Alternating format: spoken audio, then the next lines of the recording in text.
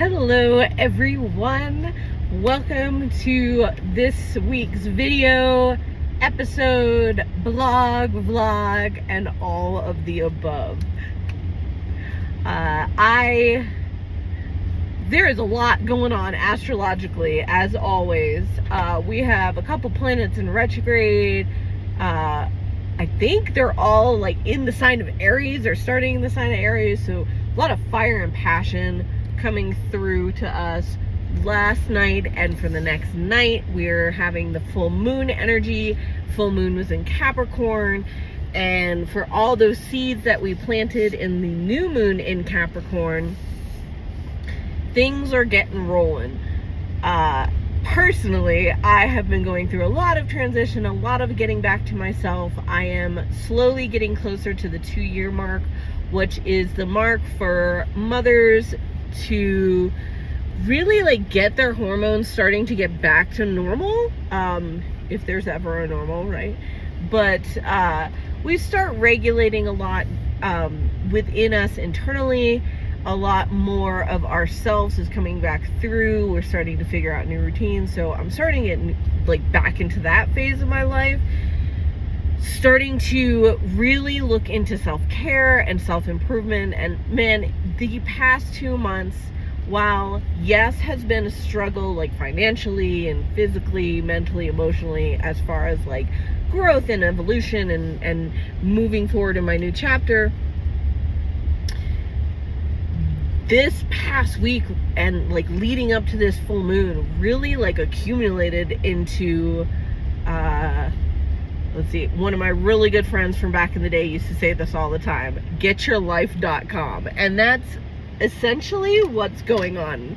I am definitely in that getting my life back together.com phase of my being. And yeah. Anywho, one of the things that I have been doing is a lot of past life readings.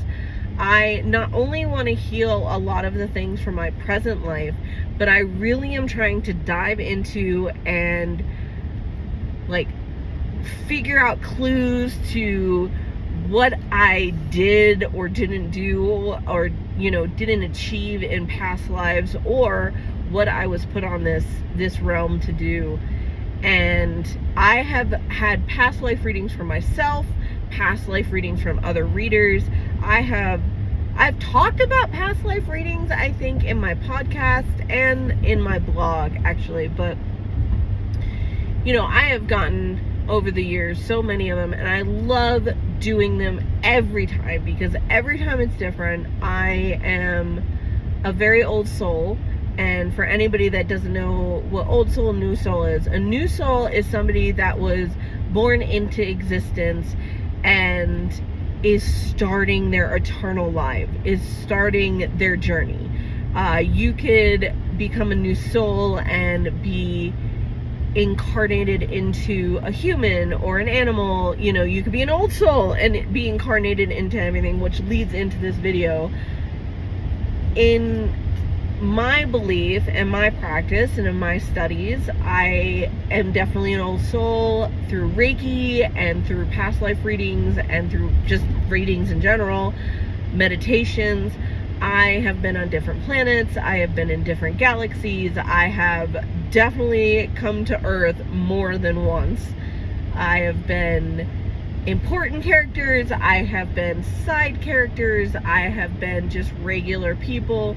And it's really fascinating, because so many people I've met think about past life readings as, ooh, I want to know if I was Marilyn Monroe or Cleopatra or Alexander the Great. And while that is really exciting, there's 8 billion people on this planet. We can't all be someone famous. I have probably met 50 people, no joke, no exaggeration, that think they were Marilyn Monroe in a past life. And even I have definitely seen some similarities, but that does not necessarily mean that I was her, right? So I wanted to dive into some of the, and I put these in quotes, mythical beings, because I don't believe they're mythical. I believe, as in any animal that we have had throughout our history, that yes, there were dragons. Yes, there were mermaids, and there still are mermaids and dragons. There's giants, you know, the whole shebang. But because of our, as humans, progress and evolution and, you know, desire to achieve so much greatness and the conquering of land, we have pushed these beings to the edge of existence, and a lot of them are in hiding. A lot of them have figured out how to go into different realms and to stay hidden from you know, our physical plane. So I wanted to dive into that, to these mythical, right, beings. So I did a reading of what incarnated mythical being I am. And I definitely got an answer that did not surprise me.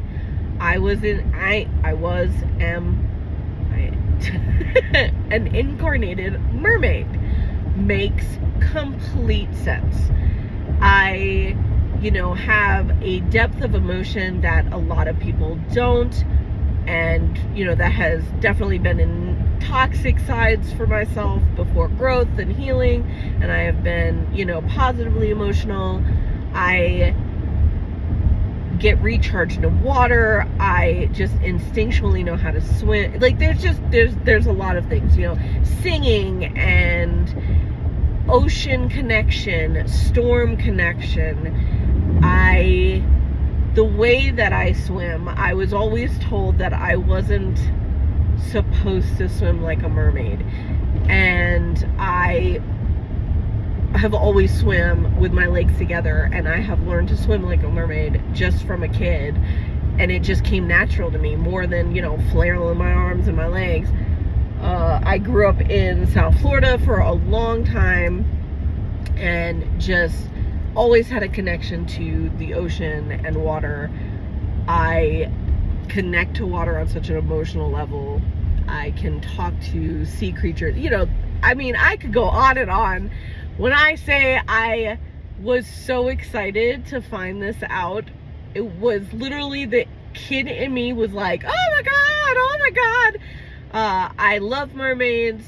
I have always connected with sea creatures and mermaids. I just, you know, I mean, so many of us women and girls find that realm of being to be such a connection.